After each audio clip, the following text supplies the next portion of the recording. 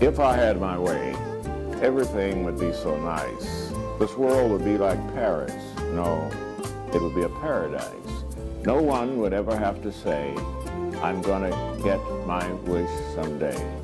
All one would have to do is say, this is my order, if you may. Welcome to another episode of The School Without Walls. I am Dr. Anthony Hobbs, host and founder of this educational program. My guest today is the Reverend Dr. Elder DeWitt Hill. I will introduce him in just a moment, but what I want to do is, being the first show of 2017, I want to remind my audience of my major purpose. The major purpose of this program is to accent successful African Americans with emphasis on the male, because the African American male youth, the youth males are falling far behind, and we want to encourage especially pastors to set up mentoring programs in their churches and in their communities to try to save some of our boys. Too many boys are going to prison, too many boys are going to early graves compared to girls. However, we're concerned about our females too. So with that said, let me present our guest for today. Again, he's the first person on my show for the 2017. He's the Reverend, many titles, Dr. Elder DeWitt Hill. How are you feeling? I'm fine as ever. So glad to have you. So glad to have you with us. And what we're going to do, I know quite a bit about you, but a lot of people perhaps don't. And our program goes worldwide. We are on what they call it, Randy, we are online, where you can hear this anywhere there's a computer. God bless you. Yeah, anywhere in the world, even in Haiti. Yeah. You've been to Haiti, haven't you? Oh, I've been ministering a lot of times, over right. 50 years. So we're going to talk about some of the churches that you have planted there. But right now, we want to go to your humble beginning. Where in the world were you born? I was born at, now it's called Plainview, but then we call it Dexter, Arkansas. One little stop there between the train made between Little Rock and Pine Bluff. And they've changed the name. Yes, well, change the name? it's the Plainview is where the arsenal, people enter the arsenal as the gate on that side, but it's also a Dexter, but it's between the places. The name didn't really change. They added to it. It made it Plainview and Dexter. That's between here and Pine Bluff. That's between here and Pine Bluff. I'm sorry, here in Little Rock.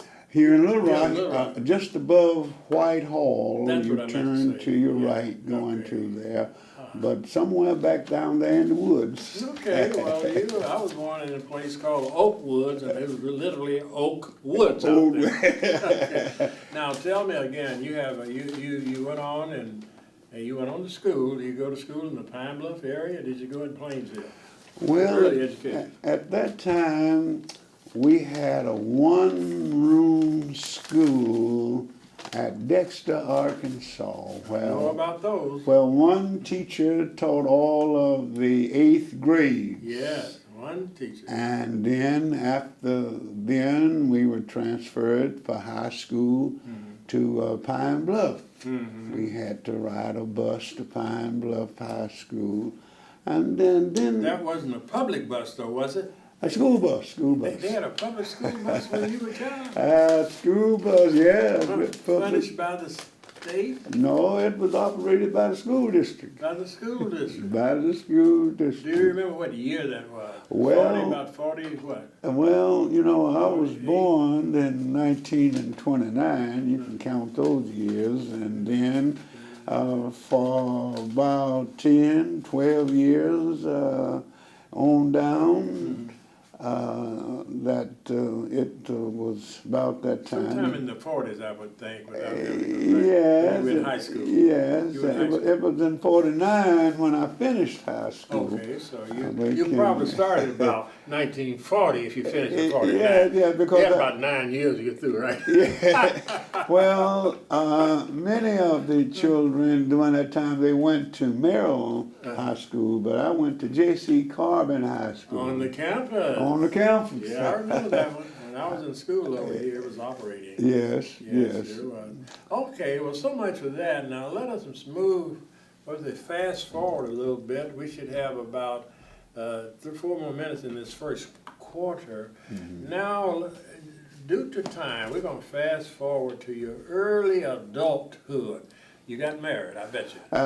Yes, I got married early. I was 21. You know, they said you had to be grown, and you wasn't grown really till you was 21 years old. There you go. Yes. Any children? Yes, I only have one son, biological son. I have one daughter that we adopted, and many more children around that I've ministered to and been mentors for. Yes, sir. You have a mentoring program, I assume. Right now, yes, right at our church, right location, Trinity Annex, 2900 West 6th Street. And your son is named Finley, isn't he? Finley Wayne Hill. Yeah, we're acquainted with Mr. Finley. He's pretty popular around these places. And your daughter, what is her name? Christine. Christine, where is she?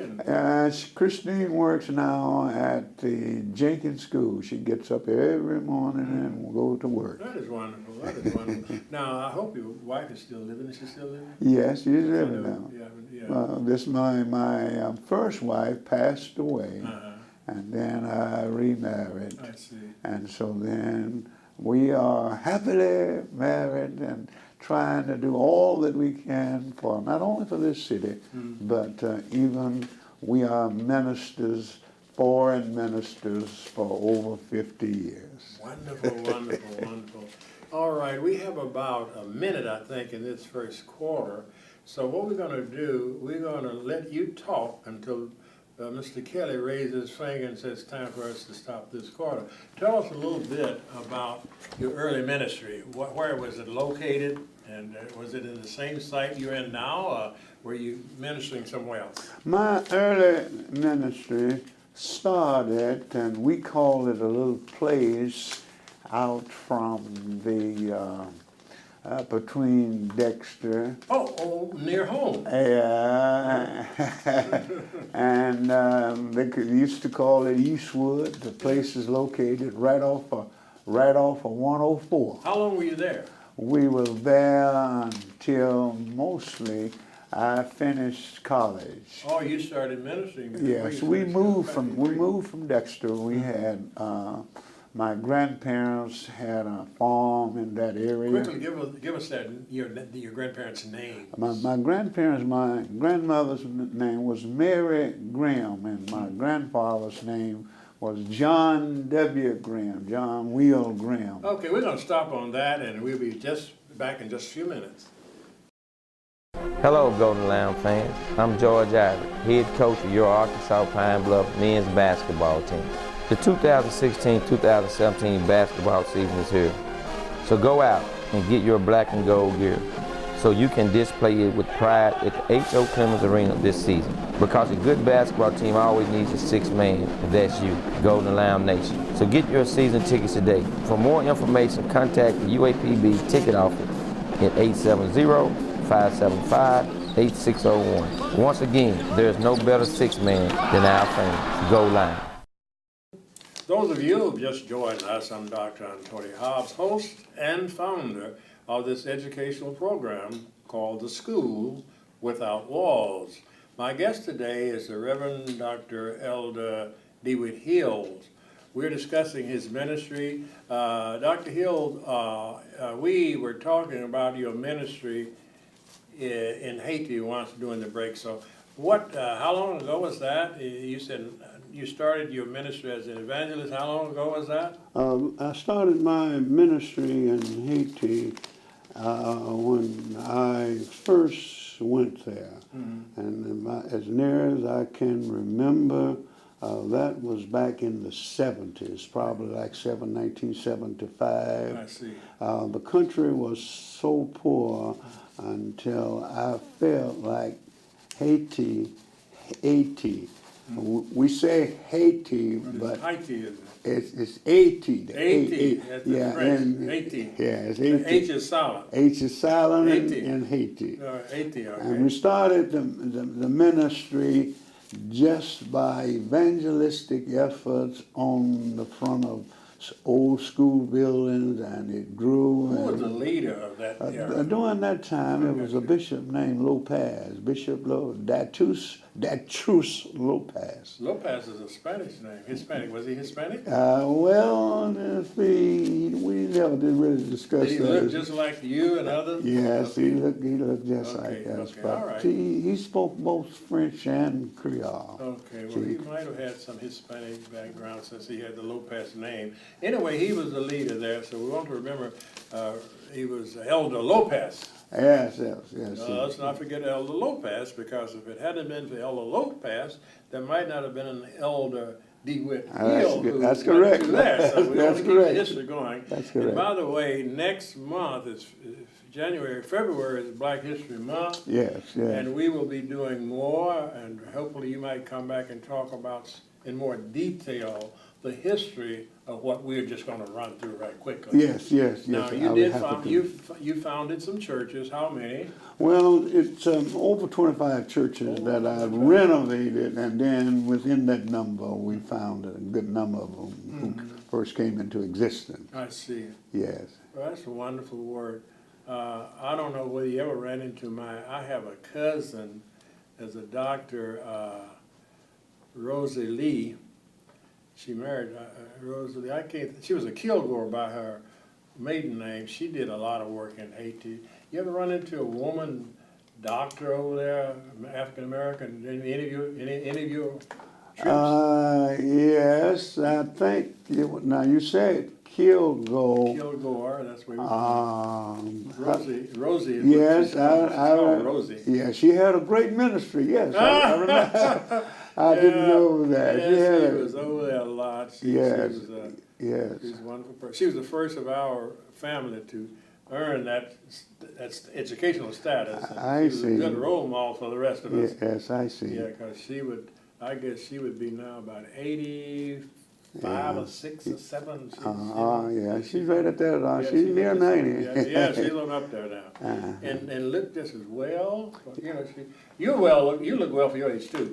Thanks a lot. She looks even better than you do. Great. Okay, now let's move from, we're going to move from Haiti. Well, tell us a little bit about some of the things other than you just build a church. Is anything you like to say about, I'm going to try to pronounce it, Haiti. Haiti. Anything you want to say about Haiti?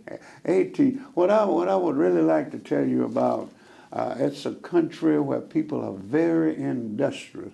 You will see, especially the women, let me say, you will see them so busy, like peddling mangoes, oranges, bananas on their heads. The streets are just crowded, full. Men are mostly in arts like paintings, wood. They can make most anything out of metal, out of wood. The only problem that they really have there is getting it imported to USA.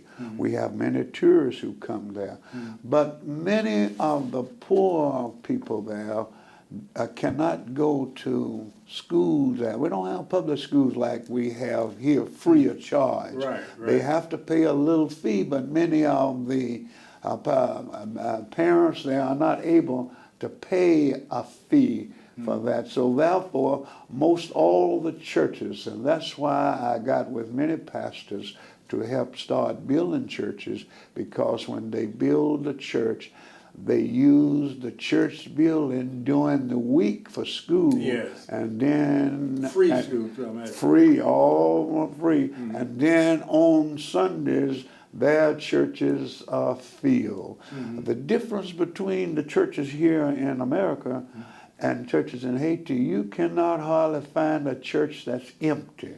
If it's 1,000, if it's 200, if it's 500, every seat is filled. They will go. And then just think about the country mostly is illiterate. Around 75% of the people are illiterate because I first started to buy. They're illiterate. Illiterate. 75% are illiterate now because of those church schools. Yeah, that's right. Because that's where the greatest need is in education, educating them, and it's a great future there because they are very, very eager to learn. You don't have discipline problems like we have here in America in school because they have a thirst, a hunger and thirst for knowledge. I see. I'll tell you what, we're going to have to break in a minute. I want to make a note here that I want you to come back for the Black History program because there's a whole several programs we could have on IT when it comes to what we're talking about now. I would like to put more emphasis on those of us in America, especially African Americans, who are able to do more. See, a lot of us don't do because we don't know. That's A true. lot of them don't even know there's a great need. They don't know what you're doing. I'll agree. And we can build more schools and more. When we build churches, we're building schools, right? Yeah. So we want to do that, and also we want to talk about why America's not buying. I'm going to mention it briefly. It's sad, but it's one of the dirty secrets of the United States of America. You might be aware of it, but I want the public to be aware of it. You see, Haiti was the only nation in this hemisphere to free themselves from European slavery. The only one. The rest of them was given. They freed themselves, and America has never forgiven them to this day. They deliberately cut off trade with Europe and other things in order that they would stay poor. That is sad commentary. And I want some of you young white people who are listening out there to understand you have a responsibility and you have the power to change that because it's a government-made thing. Amen. Yeah, that's just the way it is. Amen. They never forgave those people for freeing themselves. And what was the man's name? I forgot it right. What was it? Toussaint Louverture. Toussaint Louverture was the one who beat Napoleon boys back and freed themselves. It's break time, right, Randy? We'll be back for the final segment in just a second. You feel it from the moment you enter our campus. It's a legacy of greatness. We are the Golden Lion family, committed to innovation and truth. We all come from different places, but now call the Pride Lands home. Whether it's the sciences, arts, or business, we're shaping the minds that one day will reshape the world. The University of Arkansas at Pine Bluff. Become a part of the Pride. Those of you who have just joined us, I'm Dr. Anthony Hobbs, host and founder of this educational program called The School Without Walls. And I'm interviewing a person who's done so much, and we want you to know what he's done. It's the Reverend Elder Dr. DeWitt Hill. We haven't even given the name of your church. You're the pastor of First Trinity Church of God in Christ. Located at that 800 Catawba Street. Well, they recently named it DeWitt Hill Street. Hey, I like that. I like that. But it's DeWitt Hill. 800 Catawba Street. DeWitt Hill. Right. Okay, I visit there, and I really like your style. Very seldom do I attend a church where I get anything out of the message because it's something I've heard over and over and over and over again. But you have a message to the people, and that they can use in their daily lives. And I really appreciate that about you. Now let's go about. We don't have about 7 minutes, so let's talk about your Pine Bluff achievements. Other than that beautiful mansion you live in. We'll talk about that later. Let's make sure we get the church. What your church ministry? Just name you got the housing. Yeah, we're grateful here in the city for having first I feel we have a feeding program every summer that we can feed all of the children in Jefferson County 2 meals a day free of charge. That's wonderful. We have a Golden Age apartment that's cost a little over $1.5 million, which is a grant for senior citizens. And so many of the senior citizens say that they never lived like that before. Now, if many persons... Where is it located? It's at 800 Catawba Street. It's right across in front of the church.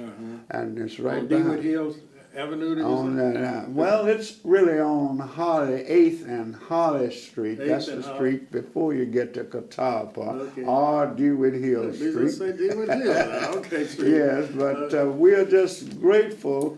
Right now we have a mentoring program in the afternoon, after school program, when children get out of school, they can come. We have 2 big gymnasiums there. We have a great auditorium there. How long does that last, that mentoring? From when school starts in September till school's out in May. That's a wonderful. And we have... Is it open to the general public? Open to the general public. And we are grateful because we feel that young people should be engaged, and therefore we keep them until 8:30, 9 o'clock, so they won't have a chance to run the streets to get out. What ages? What's the maximum age? The maximum age is usually high school age. High school. You go to high school. All that are in high school, From elementary through high school. And we are just grateful for persons who donate their time, their effort, for the people who give them free food and lunches here in the city. We feel that we want to do much more right here in the city of Pine Bluff. Wouldn't it be wonderful, general public, if we had just a half a dozen pastors working like you're doing? Now, let me ask you this, and this is what I encourage more, cooperation. Do we have any other churches other than your denomination working toward this effort, working with you, or is just your denomination? We have some few churches that help get and provide the young people, just to give them, basically we have organizations that supply most all of the food and all of the material that we have. That's non-denominational, right? That's Just right, different that's churches. right. That's what I want churches to do. When see somebody like Reverend Hill who's doing something, get in and help. That's right. Everybody can't build do the building, but we can help, can't we? It's not really a denomination that needs to help, it's people. It needs people. Personality, young people, and everything that we can do to help will be a great, unselfishly, unbiased. Right. I don't think that the denomination really gonna carry us to heaven. I don't believe it's so. It's your work. It's your work, and knowing Jesus Christ as your Lord and Savior. You got that right. That reminds me, I want to mention this too. You mentioned in Haiti that the churches are full. We need to do something to get more of our young people back in church, because we have statistics that prove that most of those who go to jail in early grades don't go to church. That's what I'm doing every day, right? Dr. Hobbs. They don't go to church. We really need more preachers to go outside of the walls of those church buildings and do missionary work in the city. Inasmuch as I'm in insurance business and also funeral home business, I'm trying to get people, I'm knocking on doors in street corners, and I'll be doing it when the weather gives me the opportunity. I have my motor home that's refurbished, nothing but to win people back to Christ and make sure they prepare, because there's once appointed unto man to die. Yes, right. The death, and after that, so then you're going to die. So you need to prepare to go to heaven, and you need to prepare before you get there. There you go. We should have about 2 minutes, Elder Hill. Now, we've got to come back, so let me say this. You mentioned most of what you've done. Is there anything that you haven't mentioned that you've done? You got the ministry for the homes, you have the funeral home, and I noticed that you're using that in a blessed way, other than just preparing them for death. You're doing missionary work as you work among the people. Now, anything else that you're involved in? One major thing that I would like for many years, I wanted something so that people could have a final expense and a burial insurance. And I have found that You have an insurance I company. have a whole life insurance. If you pay me one policy, and if you die tomorrow, you get the whole face value of the policy. And I also What is the name of your funeral home? Christian Way Funeral Home. Christian Way Funeral Home. Where is it located? It's at 3705 West 6th Street. Now, we're going to have to stop on that. We have about a half of a minute. So you will be back, and I want you to make a note of what you didn't cover. Okay. And as soon as Randy, Mr. Kelley, and I can get together, we'll have you back. We plan to try to do some more recording on the 19th, don't we? If we can get that, so sort of keep the 19th in your mind. Okay. We might can get you back. Thanks again for being with us, and may the good Lord continue to bless you. It's a great blessing. It's Thank a you, great sir. blessing. Yes.